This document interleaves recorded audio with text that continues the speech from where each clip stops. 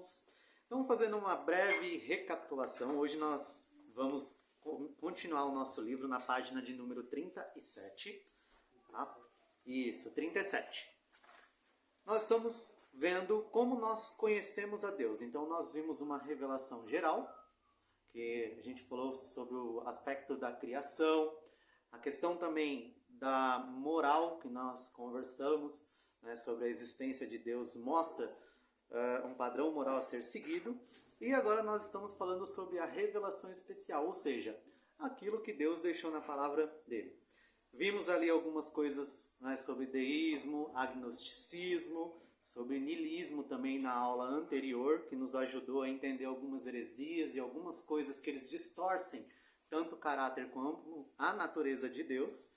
E agora nós vamos aqui ao tópico 2, o único e verdadeiro Deus. Antes de eu começar, eu queria falar em relação ao amor. Nós muito falamos sobre o amor de Deus por nós, né, que Deus muito nos amou, que Ele entregou o seu próprio Filho na cruz para salvar aqueles que Ele tinha determinado na eternidade passada. Então nós vemos o amor de Deus se manifestando em nós. Porém, nós também temos que amar a Deus. Eu gostaria que os irmãos abrissem em Mateus 22. Mateus 22. Aqui Jesus Cristo, ele está sendo interrogado por um mestre da lei. Então, é nesse contexto que nós estamos vendo. E ele vai trazer essa questão do nosso amor a Deus. Tá? Então, em Mateus 22, a partir do verso 35. Eu vou ler. Isso, Mateus 22, 35. Um deles, doutor da lei, interrogou para experimentar, dizendo: Mestre, qual é o grande mandamento na lei? E Jesus disse-lhe: Amarás o Senhor teu Deus de todo o teu coração, e de toda a tua alma, e de todo o teu pensamento. Este é o primeiro e grande mandamento. E o segundo, semelhante a este, amarás o teu próximo como a ti mesmo. Desses dois mandamentos dependem toda a lei e os profetas. Então Jesus Cristo aqui está trazendo que nós devemos amar ao nosso Deus acima de todas as coisas. Porém, quando a gente fala amar a Deus, parece ser um jargão. Né? Parece assim que a gente não entende direito o que implica esse amor a Deus. Então, fica a grande pergunta: como nós amamos a Deus e como nós podemos expressar esse amor por Ele? A gente vem, infelizmente, às vezes, de uma linha onde você amar a Deus era você fazer meio que umas loucuras assim que as pessoas explicavam, né? Ah, você tem que, sei lá, cantar, tem que dançar, tem que fazer isso, tem que fazer aquilo.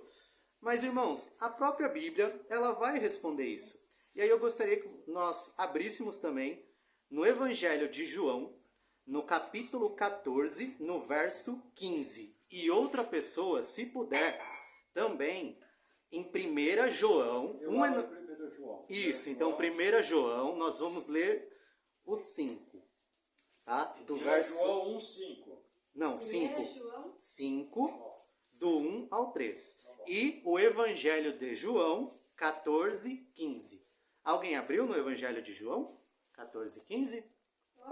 Você abriu? Pode ler então, por gentileza, amor? Se me amais, guardais os meus mandamentos. Pode ler também a referência de João, por favor?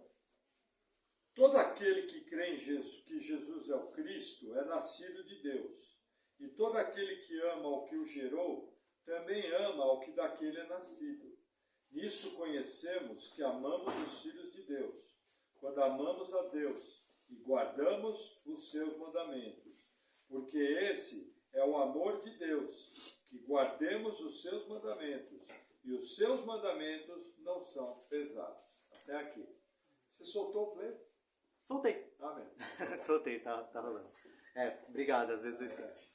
Então, irmãos, aqui nós vemos, de uma maneira prática, o que a Bíblia explica que é amor a Deus. O amor a Deus é o simples fato de nós obedecermos aos mandamentos e à palavra que Ele nos deixou.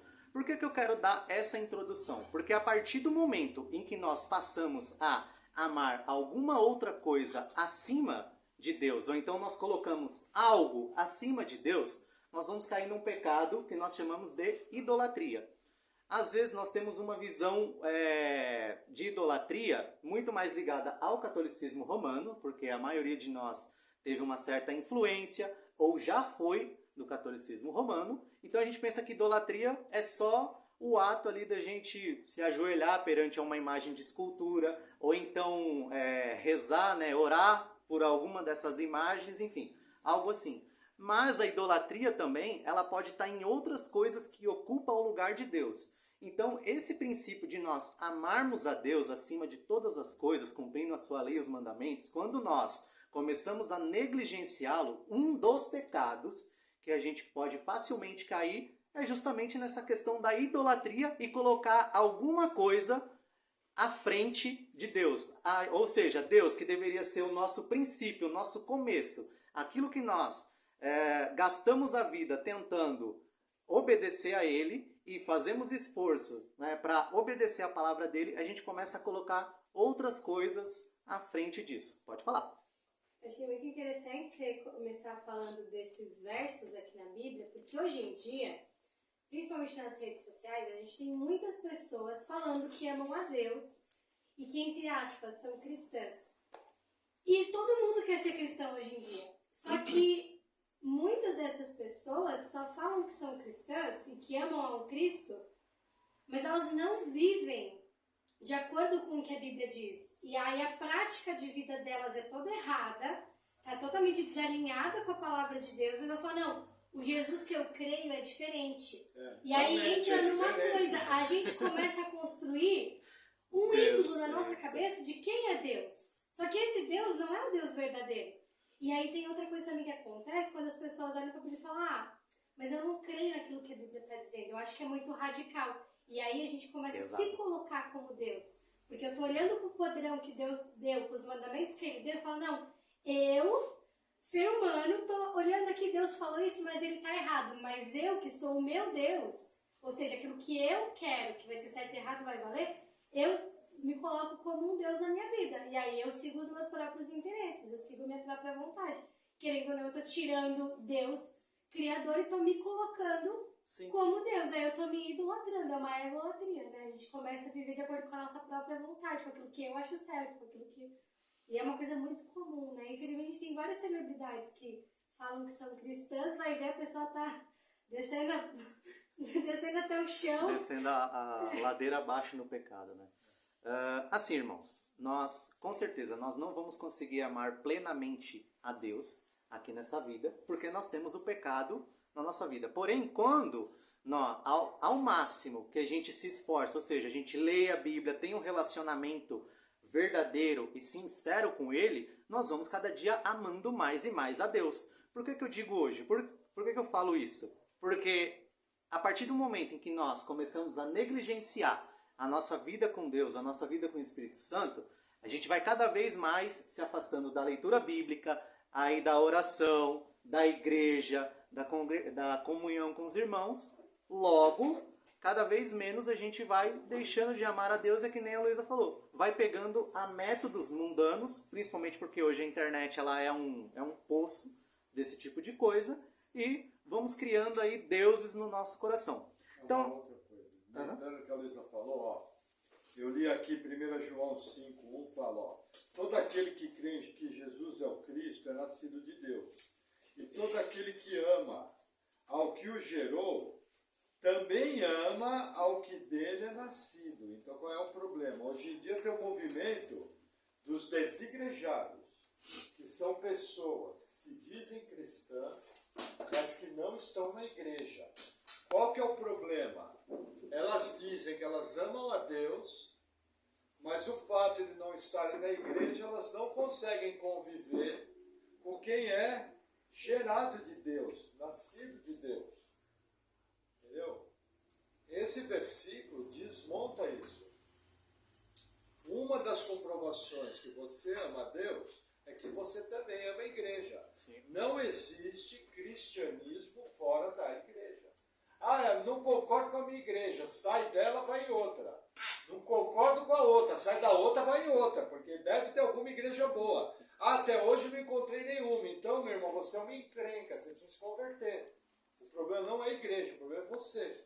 Entendeu? Então, assim, isso é muito importante. Quando você conversar com um desigrejado, lembra duas coisas para ele. Ó, não existe cristianismo fora da igreja.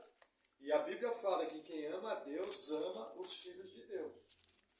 Se eu estou fora da igreja, eu não estou amando os filhos de Deus. Então isso é muito sério também. Pode Amém. continuar, professor. Então, página 37 do livro, dada essa introdução, nós agora vamos à leitura do livro na página de número 37.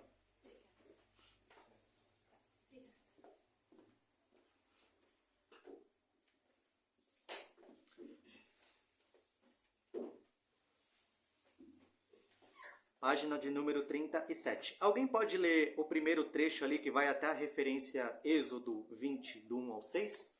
Por gentileza? Eu leio. O único e verdadeiro Deus. Na Bíblia, compreendemos que só existe um Deus, que Ele é zeloso e não divide sua glória com ninguém. Êxodo 20, 6.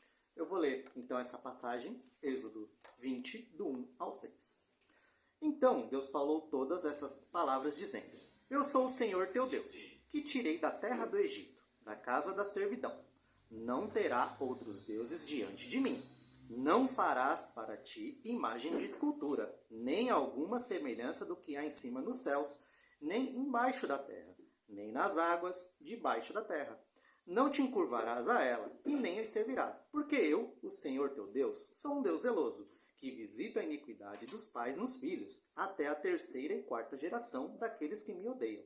E faço misericórdia a milhares dos que me amam, e aos que guardam os meus mandamentos. Então nós vemos aqui, desde a época da lei, quando Deus ele firma uma aliança com Israel, ele já falando esse aspecto sobre a idolatria, ou seja, Deus falando aqui que não é para nós construirmos imagem ou coisa alguma assim diante dele. E é bem interessante porque Deus ele dá esses 10 mandamentos, ele fala, né, sobre essa questão da idolatria, e nós vemos já bem ali um período bem próximo, né, que está em Êxodo 32, quando Moisés ele sobe ao monte ali para pegar algumas outras instruções que Deus está ali enviando para ele, o povo lá embaixo constrói um bezerro de ouro. Então a gente vê o como o nosso coração, quando a gente não ocupa o coração com Deus, quando Deus ele não está no nosso coração, ou seja, quando nós não o amamos, a gente coloca alguma coisa para amar. E, infelizmente, hoje a gente coloca até alguns deuses muito parecidos com o Deus da Bíblia. Porque se vocês forem olhar nesse capítulo, eu não vou ler aqui para não esticar muito, mas é bem interessante que eles olham e falam assim: ah, esse aqui é o Deus que nos tirou do Egito. Aí... E logo, né, ali já misturando, eles falam, nós vamos fazer uma festa ao Senhor. Ou seja, eles estavam querendo que, sei lá, o Deus de Israel fosse aquele bezerro de ouro, ou adorando aquele bezerro de ouro como Deus de Israel. Então a gente vê como o nosso coração facilmente pode se corromper se nós não estamos bem firmados na palavra. E isso era o povo de Deus, que viu os sinais e maravilhas no Egito, que atravessou ali o mar, né, e viu o exército de Faraó sendo afogado, recebendo uma ordem de Deus e bem pertinho ali se corrompendo com imagens de escultura.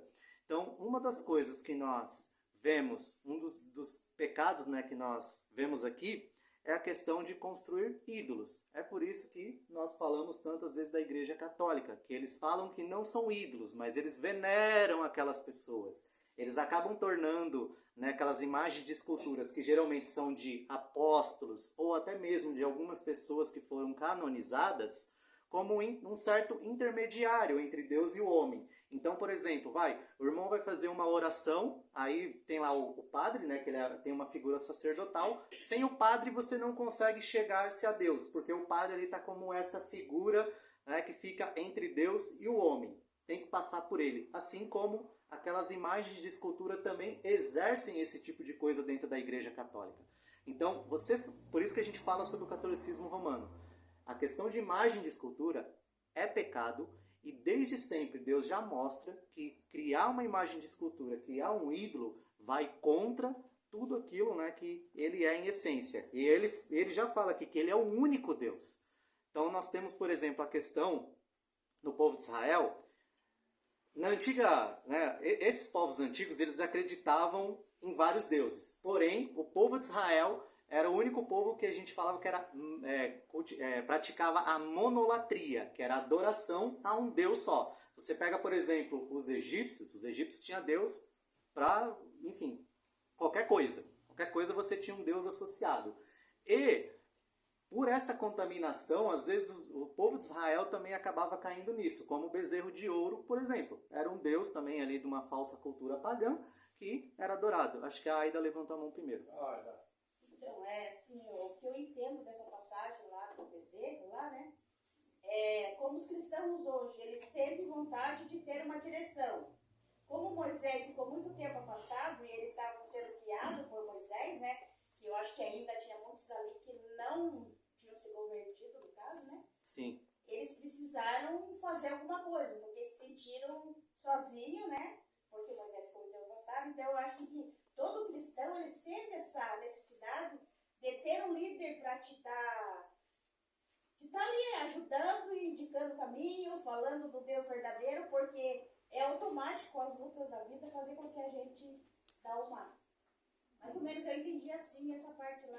Sim, tem sim. Eu acho que facilmente, nós que somos povo de Deus, quando a gente se afasta da orientação divina, com muita facilidade, a gente começa a incluir coisas desnecessárias até no nosso culto, na nossa prática diária. Quando a gente, no caso, eles estavam afastados de alguém que era representante de Deus, ele que era Moisés, né, que a Aida falou, era o profeta. Então, eu acho que a gente precisa tomar muito cuidado, até, por exemplo, com o culto, essas coisas, que às vezes a gente tem um anseio de fazer uma coisa certa, porque o povo de Israel, nossa, eu quero adorar o Deus de Israel, eu estava querendo adorar, mas por falta do conhecimento de quem era Deus, eles adoraram errado, caíram no pecado. Então a gente também tem que tomar esse cuidado de adorar Deus errado, né? Criar um Deus errado na nossa cabeça, prestar um culto errado a Ele, por causa desse afastamento, né? Que nem Moisés, ele era um profeta que fazia conexão ali. Deixa eu falar uma coisa. Uma outra coisa importante sobre a questão dos católicos. Hoje em dia tem igreja que fala os irmãos católicos. Quem já ouviu isso? Assim, não existe irmão católico. Parece ser duro da minha parte. Por quê? A questão da veneração que eles falam, até você dá uma desculpa. Estão venerando, é só uma foto. Queria ter a foto do ponta direita do Atlético, do centroavante do Curitiba, do São Paulo, eu gosto dele. Mas o problema é que é o seguinte, o catolicismo romano criou uma deusa. Eles criaram a quarta pessoa da Trindade, na figura de Maria. Então você não é apenas salvo pela obra de Jesus no poder do Espírito Santo. Maria é a dispensadora da graça. E aí o que acontece? Para chegar nessa doutrina, o que eles disseram? Que Maria teve uma imaculada concepção. É a doutrina da imaculada concepção de Maria. Isso quer dizer que Maria é da mesma categoria de Jesus, ela nasceu sem pecado. E por ter nascido sem pecado, eles criaram uma segunda doutrina, chamada em 1959 a doutrina da ascensão de Maria. Veja, não tem como ser irmão. Agora, é aquilo que eu falo, tem como alguém ser salvo no catolicismo? Sim. A pessoa vai ouvir por quê? Porque eles têm lá as 9 doutrinas cristãs principais. E eles ainda ensinam Jesus como Senhor e Salvador. O Espírito Santo tem poder para pegar aquele material e salvar alguém. Agora, quando a pessoa for salva e ela receber a unção do Santo, que é o ensino apostólico, e o Espírito Santo vai guiar nisso, dificilmente ela vai conseguir se sustentar, ou ela vai ter que criar um subgrupo lá dentro, como acontece hoje em alguns chamados católicos carismáticos. Eles são um subgrupo, que que pela lei da Igreja Católica, o católico carismático radical tinha que ser excomungado da igreja. Porque ele não adora Maria. E vou dizer mais, os crentes ficam chamando o católico de irmão, pela doutrina católica, não pode ter comunhão conosco. Nós somos hereges, nós somos excomungados, amaldiçoados pelo Papa. Essa é a doutrina católica, não tem essa de irmão católico, parece duro, hoje em dia todo mundo é mimimi. Mas não tem, gente, muito cuidado, existe pessoa que frequenta a igreja protestante e está se convertendo ao catolicismo. Entendeu? Tudo por causa dessa conversinha de irmão. Agora, nós amamos os católicos, respeitamos, são pessoas boas. Só que o grande problema do católico, ele não sabe a diferença de Jesus e Genésio. Entendeu? Não sabe nada. Entende? Porque quando começa a saber, eu lembro, quando eu conheci a Paula, a primeira coisa que eu falei para ela, eu falei, olha, Maria morreu, José morreu, não reza para santo. E quando você rezar o credo apostólico, não é creio na Santa Igreja Católica, não. Eu creio na Santa Igreja de Deus, porque a igreja é de Deus, não é dos católicos. E eu passava na frente da igreja evangélica e fazia o sinal da cruz, que para mim era tudo da família. Entendeu? Então, veja, onde é que eu estou hoje. Deus foi buscar ou não foi buscar? E eu tive um padre, que era o Padre Pedro, que pregava.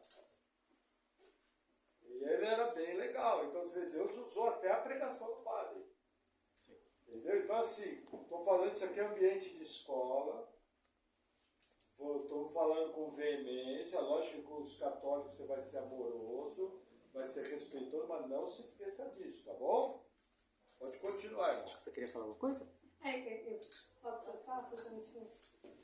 Deixa ela comentar primeiro. Pode ir lá. Então, é assim, eu trabalho com pessoas católicas. Sim. Tem muitas religiões, tem vídeos, tem coisas. Aham. E eu não mexo com isso, né? Eu sou livre e tal. Sim. Mas o Senhor, ele foi professor teólogo de catolicismo. Sim. E então ele fala que eu sou cristã. Eu falei, eu sou cristã, né? Mas eu respeito a crença de cada quem. Sim. E aí ele me falou, porque fala falando de Tiago, irmão de Jesus. Ele fala que é irmão que não é irmão de Jesus, foram primos. Isso. Que antigamente, como eram primos, se tratavam como irmãos, né? O sea, la creencia de eso.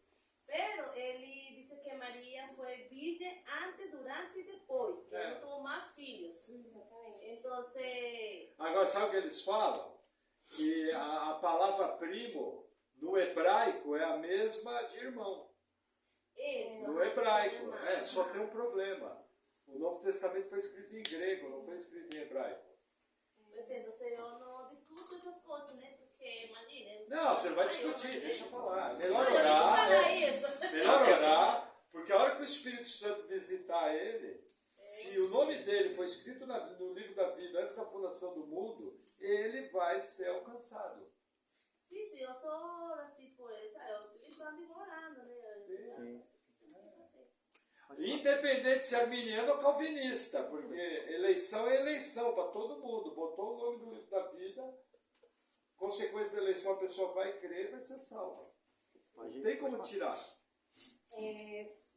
A gente já falou em algumas aulas, né, sobre a questão das heresias e do perigo, né, que a gente até brincou na última aula que é tipo um bumerangue, né, a gente joga e daqui a pouco volta. E tem uma outra característica que a gente aprende na história da igreja, é que um erro, ele nunca é gritante no começo, porque a história das imagens não era, no começo eles não queriam venerar as imagens, eles tinham um povo que era analfabeto, e aí eles usavam a imagem para contar as histórias, mas daí você vai dando abertura. Aí daqui a pouco vem um concílio e fala, não, dá pra gente se inspirar nessas pessoas. Aí vem um outro concílio e fala, não, dá pra rezar pra eles porque eles vão fazer mediação. Então a gente tem que tomar cuidado também, de volta ao zelo que a gente tem que ter no culto a Deus, que às vezes a gente vai abrindo uma coisinha e parece que não é nada. A gente muda um pouquinho. Aí quando a gente vai ver lá na frente essa doutrina que a gente inseriu, vai ter problemas muito graves, porque por isso que a gente tem que manter a simplicidade do culto e o zelo pela palavra de Deus, porque quando a gente se desvia, aí a gente pode cair lá no futuro num erro grotesco, que nem esse é o caso, né? Sim. Vai lá, prof. Eu vou continuar o livro aqui, onde nós paramos ainda na página 37. Quando adoramos qualquer outra coisa no lugar dele, ele se torna para nós um ídolo. Idolatria é pecado. 1 João 5, 21. João Calvino afirmou corretamente que, aí palavras de Calvino, o coração humano é uma fábrica de ídolos. Por isso, devemos tomar cuidado, pois transformar qualquer coisa em ídolo, até mesmo aquelas que não são ruins para si mesmas. Isso em si mesmas. Podemos idolatrar o dinheiro, por exemplo. E a Bíblia diz que o amor ao dinheiro é a raiz de todos os males. Eu vou ler aqui 1 Timóteo 6,10. Se alguém também puder abrir em Mateus 6,24, aqui Paulo está falando sobre os falsos mestres, né, que eles enganariam a muito, principalmente ali por causa de dinheiro e de vantagens. E aí no final, aqui ele vem falar, em 1 Timóteo 6,10. Porque o amor ao dinheiro é a raiz de todos os males. E nessa cobiça, alguns se desviaram da fé e se transpassaram a si mesmo com muitas dores. Alguém consegue abrir para mim, por gentileza, em Mateus 6,24? O Luiz abriu já. Tá quase lá. 6,24. Ah, você já... 4. Isso. Pode ler. A candeia do corpo são os olhos. De sorte que se os teus olhos forem bons, todo o teu corpo terá luz. Eu acho que Mateus 6,24. Você pode ler? Então, Aida. 6,24? Pode ler então, irmã Aida. Acho que a irmã Aida ali abriu. Ninguém pode servir a dois senhores, porque ou há de odiar um e amar o outro, ou se dedicar a um e desprezar o outro. Não podeis servir a Deus e a Mamon. É isso mesmo. Então aqui, outro ídolo que pode facilmente se instalar, né, que é um bom exemplo, é a questão do dinheiro.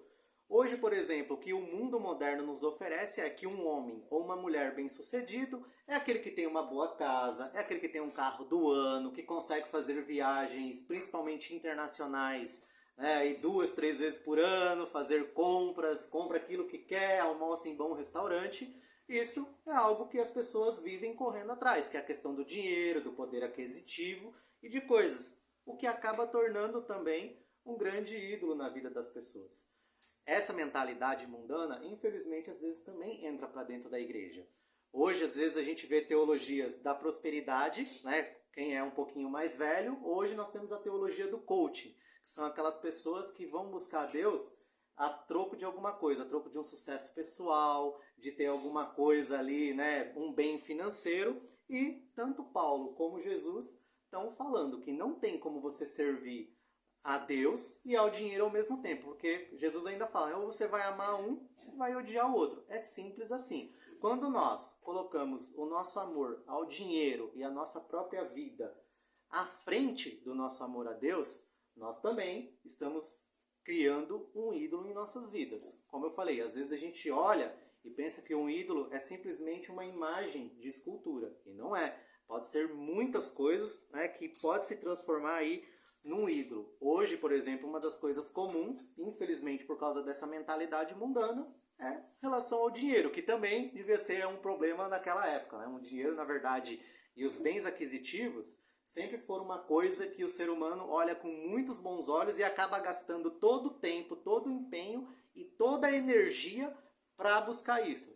A gente sempre comenta aqui, olha, Deus ele não vai te dar o emprego que vai te tirar da igreja, que vai tirar você do relacionamento que você tem com ele. Se veio uma proposta assim, ou ele está querendo testar a sua fé, ou então é o inimigo colocando ali uma tentaçãozinha no seu coração para você ganhar o triplo ou quádruplo do que você ganha hoje.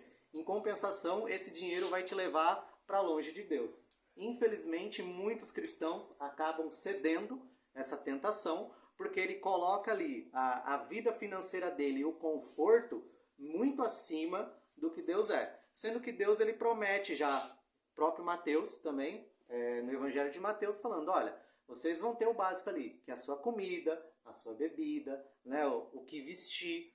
Eu vou cuidar de vocês. Só que às vezes a gente olha e a gente deseja muito mais daquilo que Deus quer dar para nós. A gente quer um conforto, a gente quer uma segurança, a gente quer uma certa liberdade de dizer assim, ah não, se hoje eu parar de trabalhar, eu consigo viver o resto da minha vida tranquilo. Parece que a gente quer perder essa relação de dependência com Deus. A gente fala assim, não, eu amo a Deus, mas o meu esforço está todo em, às vezes, buscar o dinheiro, buscar uma carreira de sucesso, que é o que é pregado muito aí nesse mundo como um todo. Acho que o irmão Clodoir queria falar alguma coisa. Eu acho que isso aí acaba caindo numa idolatria a si próprio. Uhum. Porque tem muita gente que eu vejo assim, extremamente carreirista. Lá na empresa, lá, eu tinha um coach lá, falava, não, ó, você já está na idade, você passou da hora de fazer um plano de carreira para você. Tipo, poxa, se eu estou trabalhando lá, né, por que Deus quis que eu fosse? Era um sonho meu e Deus quis que eu voltasse a trabalhar lá. Se eu estou ali, procurando fazer um bom trabalho e tal, mas é para eu estar ali. Então, tipo, essa ideia de plano de carreira, não, porque você tem que estar bem, o teu corpo tem que estar bem, aquela veneração ao próprio corpo. Não, você tem que fazer uma academia, você tem que fazer procurar um gerontologista para ter uma alimentação diferenciada. Eu acho que, na verdade, o ser humano está perdendo a capacidade de se doar. Isso está gerando uma coisa muito grave. Hoje em dia tem muita mulher com 40 anos pensando em ter o primeiro filho. Uhum. Sim. Sim. E isso é uma consequência grave, não só para si, mas para o país inteiro. Porque olha a taxa de natalidade do Brasil. Eu vou comentar algo em cima desse seu comentário, que infelizmente não é só uma mentalidade mundana. Infelizmente isso também está entrando dentro da igreja e principalmente dessa fé que chamam de fé reformada, né? Porque não é porque você crê nos pontos do calvinismo que você é reformado. Tem muito essa, como que eu posso dizer? Tem muito reformado Isso. que não é bíblico. Isso. Então eu prefiro antes ser bíblico e naquilo que eu sou bíblico que fechar com a reforma.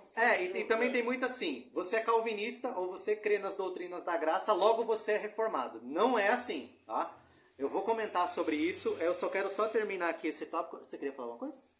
Não, que você falou que estava entrando na igreja. Isso, eu vou comentar agora. Eu vou voltar ali para o livro. Tá ali depois de Mateus 6:24. Desculpa, gente, esse primeiro parágrafo aqui, ele é muito juntinho e ele tá com muita informação importante, então não dá para não tá dando para dividir. Irmão, faz o que você tem que fazer. Isso não quer dizer que o dinheiro seja ruim em si mesmo, mas quando ele domina o seu coração de forma que ele tenha primazia, ou seja, ele vem em primeiro lugar em sua vida, então se torna um ídolo. Podemos idolatrar uma imagem de escultura, um carro, mídias sociais, uma pessoa e até mesmo a nossa própria reputação.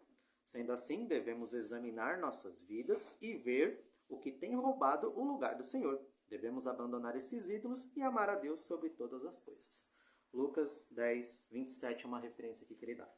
O que eu ia falar sobre a igreja que se diz, né, reformada, e às vezes a igreja não é reformada, ela só tem uma soteriologia calvinista. Hoje nós temos muito materiais de vida cristã. Então nós temos materiais para qualquer coisa que você imaginar prática. Só qual que é o problema? Tá? O material ele não é ruim em si.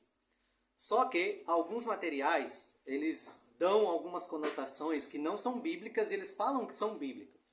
Então, por exemplo, como que a gente deveria se relacionar com as escrituras? A gente deveria fazer aquele exercício que nós falamos ali nas aulas anteriores, né, no capítulo que falou sobre bibliologia. Então nós pegamos um texto bíblico. Isso é uma carta, é um evangelho, é um livro histórico. Esse é um dos exercícios que nós fazemos. Quem foi que escreveu, né, esse livro, por exemplo? Suponhamos que é um livro. Quem foi que escreveu esse livro? Fulano de tal. Qual que é a intenção do autor em escrever esse livro? Aí nós vemos a intenção. Ele queria combater alguma heresia, tal. O que esse livro vai tratar? Quando nós fazemos esse exercício na nossa cabeça, nós ali pesquisamos, nós temos material, como o Maurício falou, tem material de grandes mestres na internet. Você pode também perguntar para o pastor. Quando você vai ler, depois que você fez esse pequeno exercício, você já tem ali uma clareza melhor e você já vai ter uma familiaridade muito melhor, né, com aquele livro que você está lendo. Então a gente vai tirar ali nas minúcias, nos versículos, o que ele quer dizer. Isso a gente chama de exegese bíblica, né? Ou seja, você está estudando um texto nas suas minúcias e o que ele realmente quer passar. Da exegese, a gente vai tirar as nossas aplicações. O que eu posso aplicar na minha vida de prático? Tem textos que às vezes você não tem uma aplicação, mas dentro de um contexto maior, dentro da revelação maior, você vê que ele faz sentido. Então a aplicação que você vai tirar ali para a sua vida, né, a gente chama de homilética. Tá?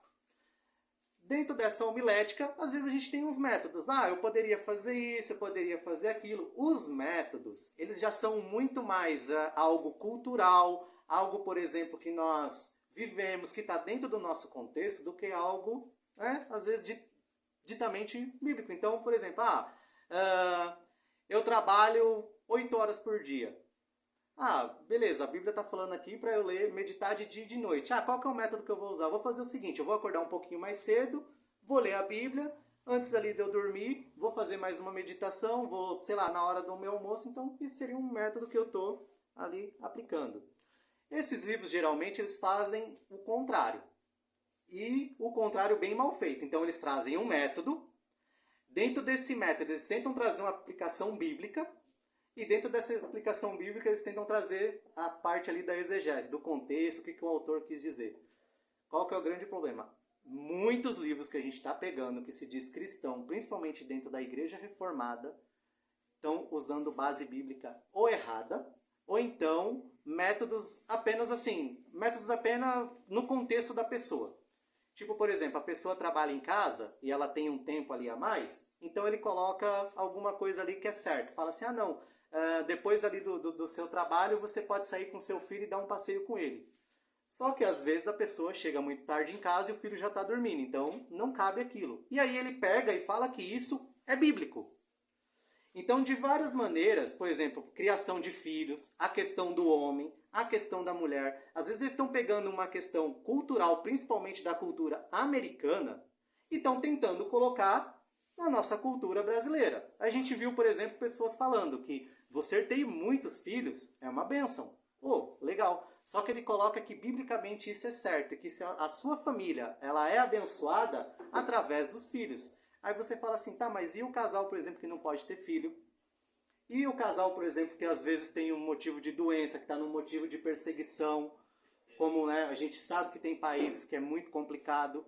E as pessoas, por exemplo, que às vezes tem uma situação financeira que não dá para ter realmente aquela quantidade de filho. Porque uma coisa é você falar assim, nos Estados Unidos as pessoas têm 10 filhos. Ok, você tem uma outra realidade lá nos Estados Unidos em relação aqui no Brasil. Só que aí as pessoas colocam isso como bíblico e colocam isso como se fosse uma regra e colocam isso até mesmo como salvífico. Ou seja, a sua família não é uma família cristã se ela não funcionar dessa forma. Você não é um homem cristão se você não funcionar dessa outra forma. Nós vimos um livro em que o homem defende que os homens eles têm o papel de, perante a sociedade, ter altos cargos e ser como se fosse um líder. Então, por exemplo, eu na minha empresa, eu não posso ser um analista que nem eu sou. Eu tenho que tentar ser um diretor, um CEO, né, em último caso. E aí ele coloca que isso é uma marca do cristão e coloca isso como se fosse uma normativa, uma regra que Deus manda na Bíblia. Só que, irmãos, para os homens, né? Para os homens. Então, já começa aí. Ele tira uma série ali de coisas que talvez ele aplica na vida dele e que dê certo, como se fosse algo bíblico. E se você não fizer isso, logo, você não é um homem bíblico, você não é um homem, segundo o coração de Deus. Assim como também coloca algumas regras na questão da família, da mulher. E esses livros, eles estão principalmente dentro do meio reformado. Nós temos autores, às vezes, falando coisas absurdas, tá? Nós pegamos um autor que ele fala que o homem, ele é o representante ali da família e na hora de uma relação sexual, inclusive, ele pode usar a força física porque ele é o plantador da semente na mulher. Gente, eu pegar e falar assim pra você, eu posso usar a força física com a minha mulher. O que significa isso, usar a força física? Significa que nós vamos pegar a esposa do cara, levar na delegacia, parar na porta e ela vai fazer uma denúncia por agressão da parte dele. Você entendeu?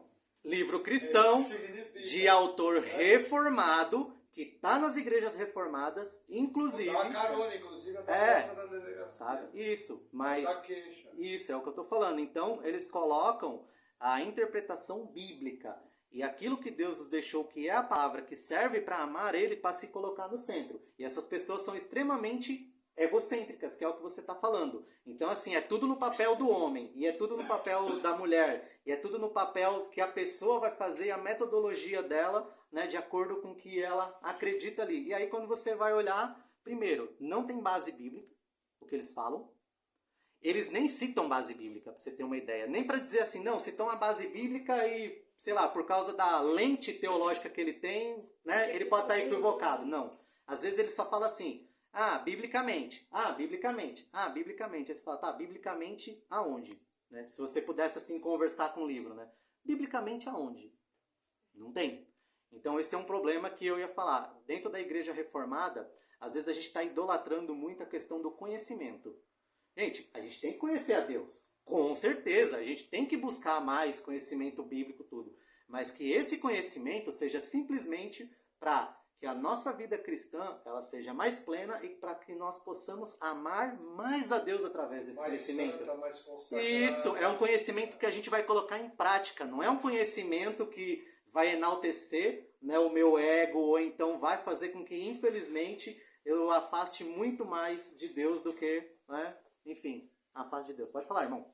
Eu acho que esse ponto do homem querer se impor é parte de um princípio que eu vi num podcast, uma coisa assim. Tipo, o homem foi criado para governar, para ser o cabeça. Exatamente, foi criado para contrapor a destruição do papel do homem, da masculinidade do homem. De repente, tipo, ele é o contraponto, são extremidades. E isso é um tanto perigoso, né? Porque se você não está numa extremidade, você tem que estar na outra. Sim. Não, a gente tem que achar um meio termo, porque senão... Sendo que a orientação bíblica é maridos, amai vossas esposas como Cristo amou a igreja, a ponto de dar sua vida por ela. Mas o cara tem que estar pronto para morrer pela família. Exatamente. Como Cristo morreu pela igreja. Exatamente. Mas Desculpa. não, estou falando aqui, eu trouxe esse papel do homem, mas também existe uma forte idolatria no papel da mulher e no papel dos filhos também. Eu estou batendo no homem porque provavelmente é a coisa mais comum, né, no meu contexto que eu estou vendo. Mas, por exemplo, mulheres e até filhos mesmo, pode estar vendo. Hoje existe uma idolatria ao egocentrismo, porque aí eu começo a pensar só no meu eu, né? Tipo, não, eu sou assim como a mulher também. Não, meu papel é isso. E eu esqueço que o meu primeiro papel é ser um cristão. É amar a Deus acima de todas as coisas. Pode. E eu acho que é importante que a gente pense que essa galera que está falando isso, eles não estão com a intenção errada. Porque se a gente for parar para ver o papel da família na sociedade, está totalmente quebrado. A gente tem feminismo por um lado, que é a mulher tentando ocupar todos os espaços e tirando o homem da jogada. E a gente tem homens que são omissos. Machismo, tem o homem banana e tem o homem omisso. E aí a gente chega, e essas pessoas, elas estão com a intenção de mostrar o papel bíblico. Só que por saírem da palavra, eles começam a criar o outro lado. Aí tem o cara bananão, não, vai ter que ser um machão que cospe no chão, e sabe aquela coisa esdrúxula do homem. E perde Jesus, por exemplo, é o maior exemplo de masculinidade. Jesus era firme quando precisava, era temperado quando precisava, era manso, humilde de coração. Só que essa busca por coisas e esquecendo a palavra de Deus. Quando a gente sai da palavra, a gente perde os trilhos, né? Assim como a feminilidade. A feminilidade hoje em dia, no meio reformado, é a mulher com saia midi, florida. E aí aquela coisa da mulher bíblica, que é uma mulher temente ao Senhor, cristã, que educa os filhos no caminho do Senhor. E que é uma auxiliadora no sentido de estar junto. Perde tudo isso, porque a gente constrói uma feminilidade frágil, que não é bíblica, uma masculinidade bruta, que também não é bíblica, e acaba tentando combater esse mal da sociedade, que tem um mal. Nós, por exemplo, ensinamos o que? A chamada submissão ativa. O que é a submissão ativa? A mulher é submissa ao marido, mas ela vai fazer de tudo para que o marido tome decisões sábias, para fortalecer o marido. E nós entendemos que a primeira pessoa que Deus vai usar para falar com o camarada é a esposa. Sempre que sua esposa abrir a boca para falar com você, pare e ouça. Ore. Porque ninguém conhece você melhor do que sua esposa. Da mesma maneira, mulheres, primeira pessoa que Deus vai usar para falar com vocês é seu marido. Porque ninguém conhece melhor você do que seu marido. Existe ali um mistério na parte de Deus, entendeu? Então, assim, muito cuidado com esses conceitos. Tem coisa que começa certo. E aí, para complementar, quantos filhos o casal deve ter? Veja, eu preciso tomar cuidado, por exemplo, com o exemplo católico, por exemplo. Não pode ter método anticoncepcional. Não tem isso na Bíblia. Ao contrário, na Bíblia, quando Onã, filho de Judá, vai ter relação sexual com Tamar, ele já sabia, mesmo sem ter biologia, que o sêmen é que fazia fertilizar a mulher. E ele derramava o sêmen no chão, para que ela não engravidasse, não suscitasse descendente. E ele foi morto por Deus por causa disso. Deus o matou. Então, assim, o apóstolo Paulo não tinha filhos. Em contrapartida, Pedro tinha uma sogra que ele, inclusive, tinha que sustentar. E Jesus realizou um milagre. Então, como eu tenho que saber o número de filhos que eu tenho que ter? Um casal, diante de Deus, deve orar a Deus, e Deus, através da sua providência, vai estar colocando o número que ele tem para o casal. Nós que somos crentes, nós oramos, nós jejuamos, nós buscamos a providência de Deus, e entendemos, inclusive, que se Deus colocar, por exemplo, no meu caso, eu tive 3 filhos. Quem vestia os meus três filhos, João e Aida sabe, só usava roupa de marca, só roupa de shopping. Porém, se eu chamasse a Paula de meu bem, quando eu fui salvo, o banco vinha e tomava ela. Tanta dívida que eu tinha. Quem é que dava roupa para os meus filhos? Os irmãos aqui da comunidade cristã de Curitiba, que era o bem de vida, e dava roupa para os meus filhos. Meus filhos foram conhecer McDonald's porque o irmão pagou. Entendeu? Então, assim, sabe, cuidado com essa história. Agora veja, depois a vida melhorou, aí eu paguei minhas dívidas, já pude poder chamar minha esposa de meu bem, entendeu? Sabe? Então, assim, muita sabedoria, muito discernimento. A mulher não trabalhar fora é bom. Ajuda, se ela puder ficar em casa, ter uma atividade meio período. Passar um tempo ajudando na criação do filho, isso vai fazer com que ela se sinta bem e feliz. Porém, você nunca pode esquecer quem é que vai pagar as contas. A igreja não vai lá na sua casa pagar as contas. Então, tomar cuidado com determinadas opiniões. Ah, a mulher não pode trabalhar fora. Misericórdia. Entendeu? E quem vai, às vezes, o casal passa por situações onde a mulher tem que trabalhar fora e o marido tem que trabalhar fora. Às vezes é por um tempo. Entendeu? E, às vezes, existem situações onde o casal abre mão disso. Por que nós estamos falando isso? Talvez pode parecer exagerado, mas nós temos visto em alguns canais de gente que se diz reformada falar muita besteira em relação à família. Entendeu? Então, às vezes, a pessoa se esconde atrás de uma placa reformado, e aí o pessoal já liga, o cara é reformado, ele é bíblico. Veja, irmãos, a turma batiza criança. Acorda. Batizar criança é o fim da picada. Ou não? Então, assim, pera lá, não é tão bíblico assim. Entendeu? O homem espiritual julga toda retém o que é bom. E tudo aquilo que é bíblico a gente fecha junto. E nessas questões de família, o casal ele tem que ser guiado pelo bom senso, pelo princípio bíblico, pela oração e pelo jejum. Orar e jejuar ninguém quer. Buscar conselho sábio ninguém quer.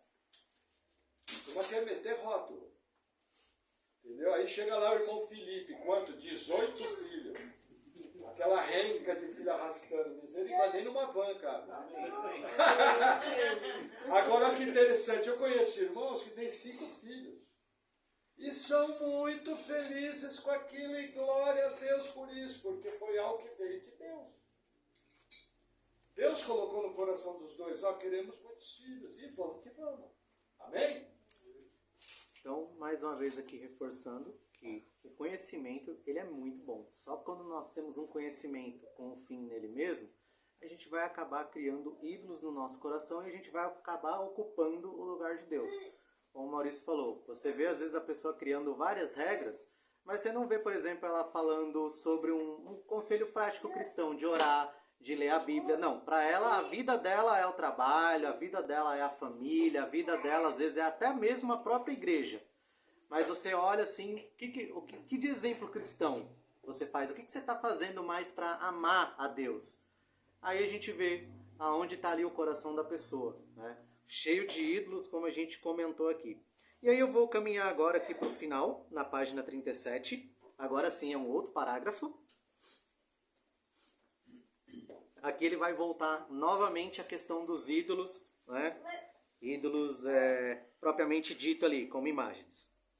Um exemplo bíblico interessante sobre esse assunto encontra-se no livro de Daniel 3, quando Sadraque, Mesaque e Abednego preferiram ir para a fornalha ardente a se prostrar e adorar a estátua construída pelo rei Nabucodonosor. Eles sabiam que, se Deus quisesse, poderia salvá-los. Porém, mesmo que não os livrasse, eles preferiam morrer a adorar outro senão o único verdadeiro Deus. E, de fato, foram jogados na fornalha. Mas Deus os salvou e teve o seu nome glorificado. Amém? Então, para encerrar aqui, né, eu queria realmente que a gente pensasse assim na nossa vida. Se nós estamos mesmo amando a Deus de todo o nosso coração. E amar a Deus não é só a gente ficar falando, eu amo a Deus, eu amo a Deus, eu amo a Deus. Porque assim, qualquer um faz. Mas nós vimos ali no começo que amar a Deus significa nós obedecermos às Escrituras. E para obedecermos às Escrituras, a gente tem que cada vez mais se relacionar com elas. Para que outros ídolos não ocupem esse lugar de Deus.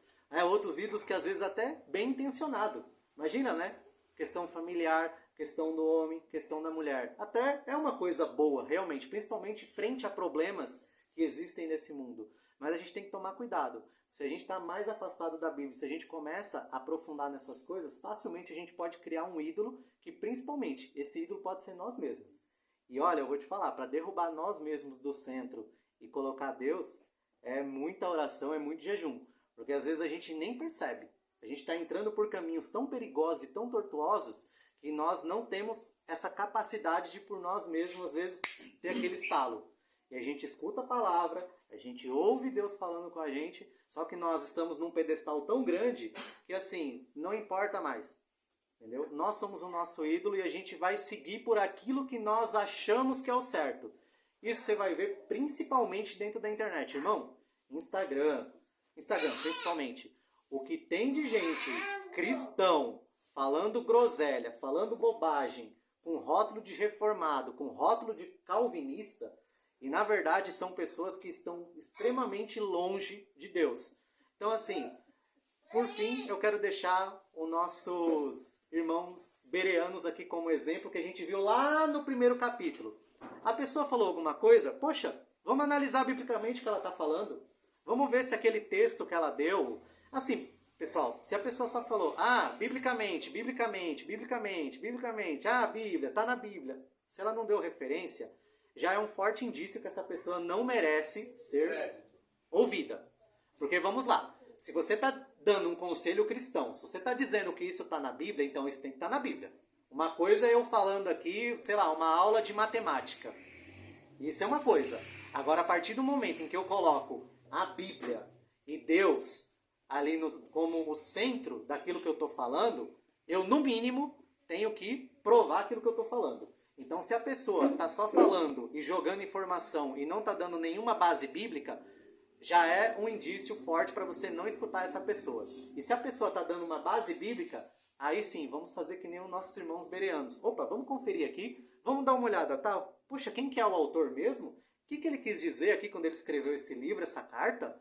Nossa, qual que é a mensagem desse livro? Esse exercício exegético para a gente entender se aquilo que a pessoa está falando procede ou não. Só que, infelizmente, muitas vezes a gente é bem preguiçoso. Então, assim, irmãos, vamos amar mais a Deus, vamos relacionar melhor com a palavra dele, vamos colocá-las mais em prática, porque o conhecimento, ele é muito bom, ele é excelente. Mas se ele não leva uma vida prática em Deus, se ele não serve para nós amarmos mais a Deus, a gente tem que parar e pensar o que a gente está fazendo com isso, se a gente não construiu um ídolo, né, com a ferramenta tão abençoada que Deus nos deu. Amém? Amém. Algum comentário, alguma pergunta? Então, aqueles 5 minutinhos para nós